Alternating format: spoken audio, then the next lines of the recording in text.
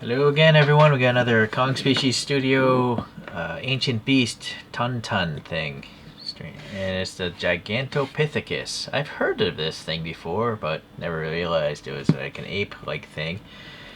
Probably just a background television show, while I was doing something else. Here's another one I reviewed, Megaloceros, and then there's two others. Oh, conveniently, I've reviewed all those. So this completes a wave, actually, wave 2.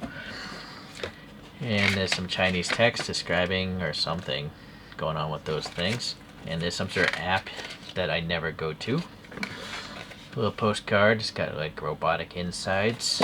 Oh, where'd that go? And then just the same image. And then a wasteful credit card. So wasteful, I think. So the only fossils they found of this extinct ape-like creature is a jawbone and some teeth. So we don't, it's highly speculative about how big this thing would have been. But they suspect it was very similar to an orangutan. So I guess that's maybe based off the proportions of an orangutan. If you increase the jaw to the fossil that was found. This thing was first identified, that tooth I guess was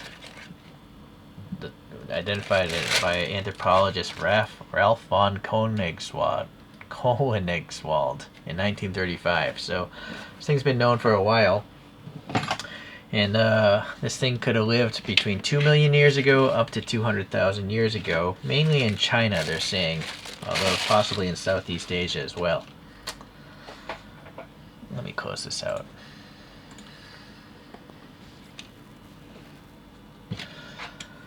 Let's start with the faceplate here. On the inside, there's this hexagonal gold-painted stuff, and there's 3 neodymium magnets that, make it easy to get on and off the face. You can see a molar with some paint wash or something like tartar. And it's got a white eye looking upwards. There's some sort of dry brushing over the brown of the face to give it more depth. The ear is that brown as well. And it's a very cartoony kind of fur or hair on this thing. And it goes from brown to a light brown, so a lot of washes and dry brushes. So on the inside of this thing we have all these doohickeys that make it look like it's a robot. Gears, maybe generators, I'm not sure, like a pulley system there, a spring maybe. And then these little recesses like the ear canal. I like to add jewel beads to this thing. Hold on. So I have a little dab of school glue there, and this jewel bead from like a little bedazzling set or whatever.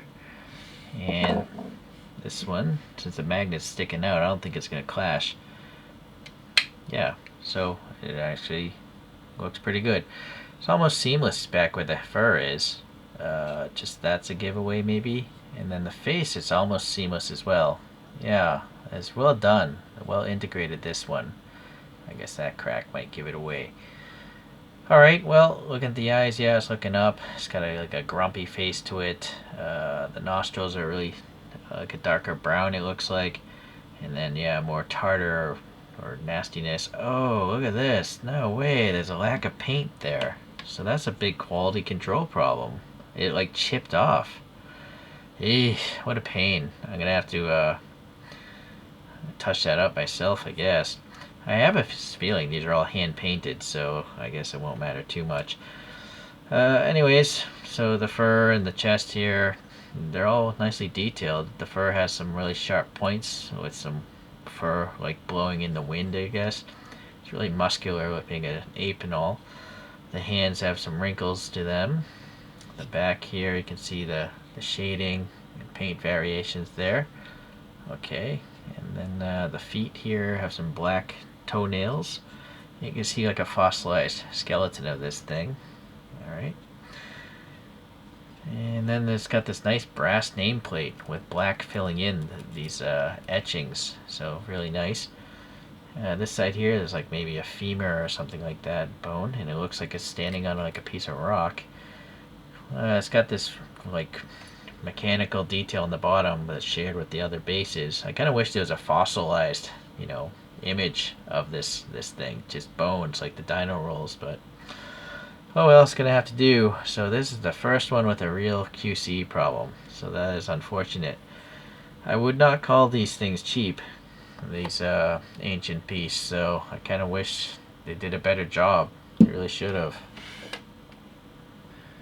So let's see the rest of the collection. 2B is the Megaloceros, that crazy giant Irish elk kind of thing. 2C with the precarious tongue sticking out is a Titanoboa, I think Anaconda's movie. And the Meolania is the fourth 2D, and that's like a crazy horned tortoise. So the brand takes some crazy chances. Like, this tongue is not flexible. It's a rigid thing and it's so small. You know, I feel like it would break off very easily. The other ones are robust enough. I don't think much would break on them. But also this thing, this little rattlesnake looking tail is so frail. Anyways, that fossilized one, that is. So there's the second wave of these ancient beasts ton things. I don't know what that means. Ton in Chinese, or anyways. You can look up these videos separately if you want. They all have the same features. So this is a really nebulous creature, right? We don't really know what these things look like. So, but I guess if it's supposed to look like an orangutan, but this looks more like this looks like a gorilla to me. Not to say that it's wrong, but to me it looks like a just a gorilla. Alright, well, thanks for watching, and we'll see you the next time we get an ancient beast in.